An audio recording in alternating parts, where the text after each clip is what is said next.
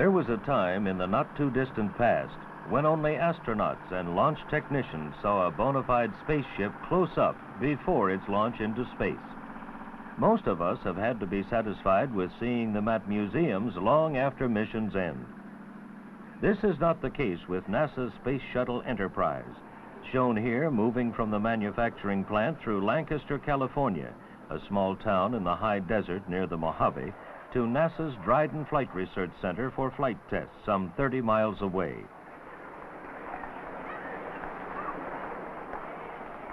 Traveling at 3 miles an hour, the Enterprise took 10 hours on the first leg of its journey into space, scheduled to take place in about 2 years.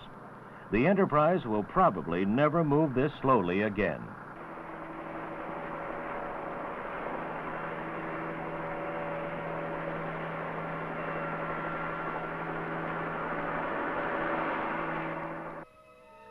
What makes the Space Shuttle unique is its ability to place a weather satellite or a crop-observing Earth resources satellite in orbit, even repair ones previously launched or bring them back to Earth for fixing, operate space laboratories for manufacturing and improved medical techniques, and then return, landing like an airplane. The people of Lancaster were not the only ones on hand to witness the shuttle move. Space artist Robert McCall was there to document the event. The transportation of this giant orbiter 30 miles from Palmdale to the Dryden Space Flight Center is a kind of a unique thing to witness, to me.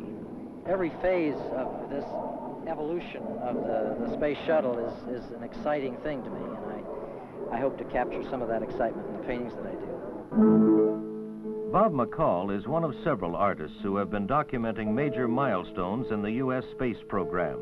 His work alone covers a span of over 12 years.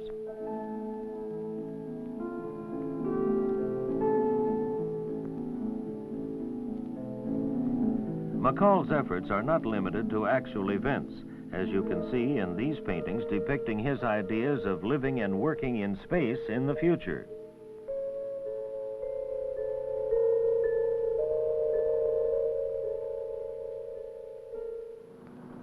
The space shuttle to me means a new era in mankind's endeavor to explore the universe about him. And the shuttle means the opening of the highway into space. It indeed will. And when people become aware, and they're not, of the significance of the reusable space shuttle, they're going to be shocked and surprised. So many people have the impression that our space program has diminished to practically nothing, but of course that's not true. When Shuttle starts to fly in the 80s, there'll be dozens of launches during the course of a year. And of course, the activity will outstrip anything that we've had in the past. So the space program is really gearing up for incredible activity in the decade of the 80s.